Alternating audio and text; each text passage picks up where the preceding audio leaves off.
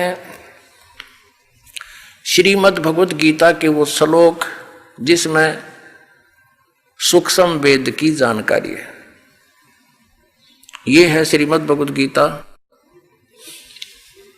और इसके अनुवादक हैं जयदयाल गोविंद का, गीता प्रेस गोरखपुर से प्रकाशित है। ये इसके चौथे अध्याय के हम 32 चौथे अध्याय के 25 से लेकर ये देखिएगा। अब ये है श्रीमद् भगवत गीता अध्याय नंबर 4 का और श्लोक नंबर 25 से लेकर 34 तक आपको निर्णय करके देंगे कि वो सूक्ष्म वेद यानी 5वां वेद क्या है। देखिए ये 25 नंबर श्लोक में क्या कहा है कि अप्रे यानी अन्य योगीजन यानी साधक देवताओं के पूजन रूप यज्ञ का ही भली भांति अनुष्ठान किया करते हैं और अन्य यानी दूसरे ब्रह्म अग्नौ पर ब्रह्म नहीं, ब्रह्म यानी ब्रह्म तक की ही साधना करते। इसका अर्थ ये है। और कुछ आत्म रूप यज्ञ का हवन करते हैं, को अपनी आत्मा को देखने में ही अपनी आत्मा देखो इतना ही जानते हैं। 26 में कहा कि दूसरे नाक कान आदि को बंद करके यानी अन्य योगीजन श्रोत्र आदि समस्त इंद्रियों को संयम रूप अग्नि में हवन किया करते हैं। दूसरे और कुछ शब्द आदि यानी शब्द स्पर्श समस्त विषयों को इंद्रिय रूप अग्नि में हवन किया करते हैं। 27 में कहा है कि दूसरे योगीजन यानी साधक इंद्रियों की संपूर्ण क्रियाओं को और प्राणों की समस्त क्रियाओं को, प्राण माने सांसों का, आते जातों को देखते रहते हैं। ज्ञान से प्रकाशित आत्म संयम योग रूप अग्नि में हवन किया करते हैं। 28 में कहा है कई पुरुष यानी दूसरे द्रव्य संबंधी यज्ञ करने वाले होते हैं, जैसे कहीं भंडारा करवा दिया, कहीं पर धर्मशाला बनवा दी। जो धन से होने वाली जो धार्मिक क्रियाएं हैं वो करते हैं, कंबल बांट दिए। ये देखो तो अपने कई पुरुष द्रव्य संबंधी यानी धन से होने वाली यज्ञ धार्मिक क्रियाओं को करते हैं। कुछ कितने ही तपस्या रूप यज्ञ को करने वाले हैं, कुछ तप करते हैं। तो दूसरे कितने ही योग रूप यज्ञ करने वाले हैं और वे कितने ही कुछ योग करते रहे, योगासन, और कितने ही अहिंसावादी तीक्ष्ण व्रतों से युक्त यानी जैसे मुंह पर पट्टी बांध कर नंगे पैरों घूमते हैं। और कुछ एक चलो जैसे जैनी प्रयत्नशील पुरुष स्वाध्याय रूप ज्ञान ये करने वाले, कुछ स्वाध्याय करते हैं, जैसे गीता जी का पाठ कर लिया है, या कोई और किसी ग्रंथ की वाणी को या किसी वेद के एक श्लोक को, जैसे जिन्होंने गायत्री मंत्र के उसकी रिपीट करते रहे। कहते ये सब अपनी अपनी क्रिया। देखो आगे 29 और 30 में क्या कहा है, चौथे अध्याय का हम पढ़ रहे हैं। 29-30 में आगे दूसरे कितने योगीजन अपान वायु में प्राण वायु को हवन करते हैं, यानी अपने अंदर की जो क्रियाएं हैं योगी क्रियाओं को करते हैं। अन्य योगीजन प्राण वायु को अपान वायु में हवन करते हैं। और कितने ही नियमित आहार अल्पाहारी करने वाले हैं। कुछ प्राणायाम प्रयाण पुरुष हैं, प्राणायाम आदि करके ही अपने शरीर को सूक्ष्म बनाने की चेष्टा करते हैं पुरुष। और प्राण और अपान की गति को रोककर प्राणों में ही हवन किया करते हैं। ये सभी साधक यज्ञों द्वारा पाप नाश कर देने वाली यज्ञों के जानने वाले हैं नहीं।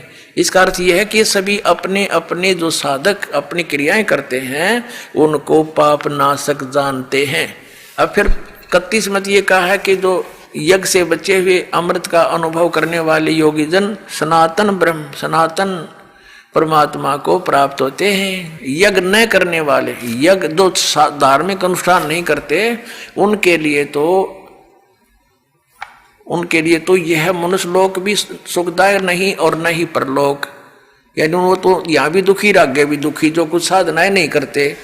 तो आगे चौथे अध्याय के 34वें श्लोक में ये कंसेप्ट क्लियर कर दिया है कि जो जिन यज्ञों का, यज्ञ में धार्मिक अनुष्ठानों की जानकारी अभी तक तुझे मैंने दी है, ये ऐसी धार्मिक अनुष्ठानों की, यज्ञों की जानकारी सच्चिदानंद घन ब्रह्म परमात्मा ने अपने मुख कमल से आकर बोली है।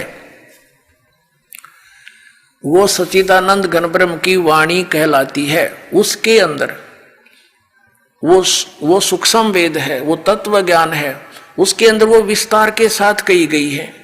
और उनको चौथे अध्याय के 34वें श्लोक में कहा कि वो तत्व ज्ञान है जो सच्चिदानंद घन ब्रह्म के मुख से बोला गया, पांचवा वेद है, सूक्ष्म वेद है।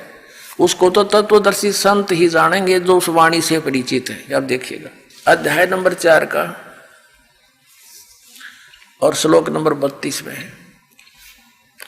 इस प्रकार और भी बहुत तरह के, एवं माने इस प्रकार बहुत तरह के यज्ञ, यहां इन्होंने अनुवाद गलत कर दिया, ब्रह्मण मुखे का अर्थ कर दिया वेद की वाणी। वेद की वाणी तो ये गीता में बोली ही जा रही है।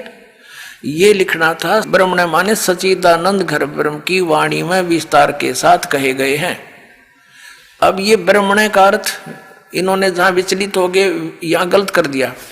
17वें अध्याय के 23वें श्लोक में आपको दिखाते, अनुवाद करता हूं कि कर कमलों से क्या लिखा है। अध्याय नंबर 17 श्रीमद् भगवद गीता श्लोक नंबर 23। ओम तत्सत इति निर्देश ब्रह्मण तिर्विध समर्थ ब्राह्मणा तेन वेदा च यगा च विहिता पुरा। अब इसमें क्या कहा कि ओम तत्सत, ऐसे यह 3 प्रकार का ब्रह्मण माने सच्चिदानंद घन ब्रह्म का नाम कहा है। ब्रह्मण माने सच्चिदानंद घन ब्रह्म। हमने ये सच्चिदानंद घन ब्रह्मण का अर्थ ये देखना था, इसको हम यहां लिख लेंगे। अब हम फिर आगे चौथे अध्याय के 32वें श्लोक पर, ये 32वां श्लोक है, इसमें ये ब्रह्मण मुखे शब्द है, ब्रह्मण मुखे। यहां लिखा है कि और भी बहुत प्रकार के यज्ञ, धार्मिक अनुष्ठान, ब्रह्मण का अर्थ लिख दे या सच्चिदानंद घन ब्रह्म की मुखे माने मुख कमल से उच्चरित वाणी में, खुद बोली हुई वाणी में, जो 5वां वेद है सूक्ष्म वेद में विस्तार से कहे गए हैं, उन सब को तू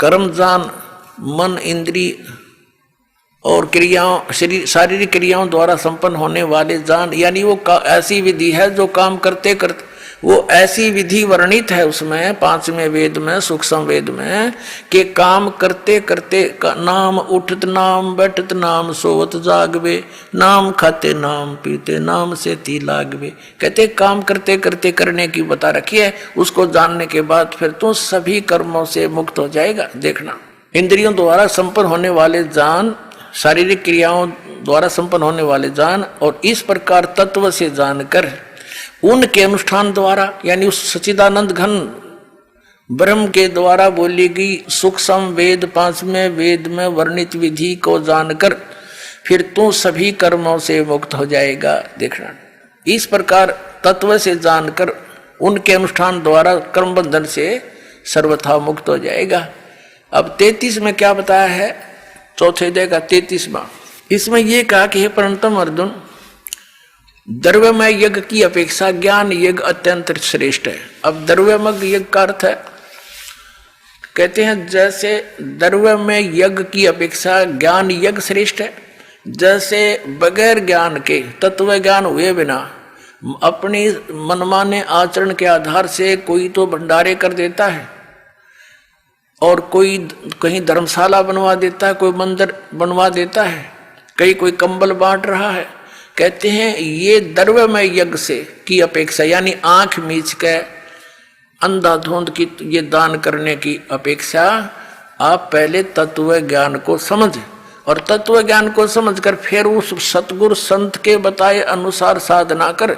उस तत्व ज्ञान में बताया जाता है कि गुरु बिन माला फेरते, गुरु बिन देते दान, गुरु बिन दोनों निष्फल हैं, चाहे पूछो वेद पुराण। तो तत्वदर्शी संत के बताए अनुसार फिर दान करते हैं, आपको लाभ होगा। द्रव्य में यज्ञ फेर कर, ऐसे करने से कोई यूज नहीं है जो तू आंख मीच कर कोई करने लग जाओ, इसका ये अर्थ बनता है। देखिएगा, अब हम चौथे अध्याय का 33वां श्लोक पढ़ रहे हैं। हे परंतम अर्जुन, द्रव्य में यज्ञ की अपेक्षा ज्ञान यज्ञ अत्यंत श्रेष्ठ है। और यावन मात्र संपूर्ण कर्म ज्ञान में समाप्त हो जाते हैं। ये जिस तरह के तू मनमाना आचरण कर रहा है, ये डले ढो रहा है, ये सब कर्म तेरे बंद हो जाएंगे, खत्म हो जाएंगे, और फिर शास्त्र अनुकूल साधना तेरी प्रारंभ हो जाएगी। वो तत्व ज्ञान को समझ, यानी वो ज्ञान यज्ञ श्रेष्ठ है। अब चौथे अध्याय के 34वें श्लोक में कहा है कि वो तत्व ज्ञान जो सुख संवेद पांचवा है, उस तत्व ज्ञान को, उस पांचवें वेद को जो सच्चिदानंद घन ब्रह्म ने स्वयं आकर के बोला है अपने मुख कमल से, वो सच्चिदानंद घन ब्रह्म की वाणी पांचवा वेद सुख संवेद है। और उसमें बड़े विस्तार के साथ धार्मिक अनुष्ठानों की जानकारी दी है। वो तत्व ज्ञान है। उस तत्व ज्ञान को तू तत्वदर्शी संतों के पास जाकर समझ देखना। चौथे अध्याय के 34वें श्लोक में, चौथे अध्याय का ये 34वां श्लोक है। उस ज्ञान को, कौन से ज्ञान को? जो सच्चिदानंद घन ब्रह्म ने अपने मुख कमल से बोला है, सच्चिदानंद घन ब्रह्म की वाणी में पांचवा वेद है। उस तत्व ज्ञान को तू तत्वदर्शी ज्ञानियों के पास जाकर समझ, उनको भली भांति दंडवत प्रणाम करने से और उनकी सेवा करने और कपट छोड़कर सरलता पूर्वक प्रसन्न करने से वे परमात्म तत्व को तत्वदर्शी न, तत्वदर्शी संत तत्वदर्शी न, भली भांति परमात्म तत्व को यानी तत्वदर्शी संत ज्ञानी महात्मा तुझे तत्व ज्ञान का उपदेश करेंगे। अपने आत्माओं, इन आचार्य नर शंकराचार्यों ने कख भी पता नहीं अध्यात्म मार्ग का, और 2500 वर्ष से हमें फिर गुमराह करके हमें खजूर पर टांग कर चले गए।